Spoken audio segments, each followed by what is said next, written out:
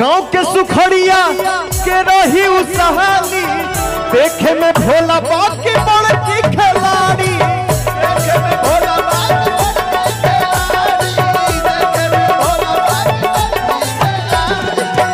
गांव के सुखड़िया के रही उसहाली, देखे में भोला बाप की बड़की खिलाड़ी।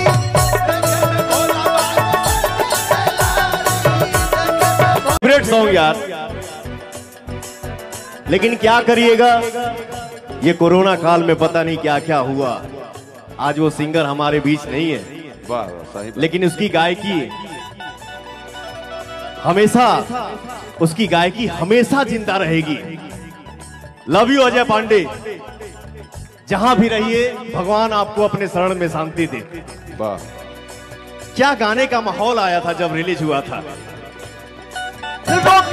मन लगा के गई, रोके मन लगा के गई, आइल ही पाई में वो 4 दिन खत्म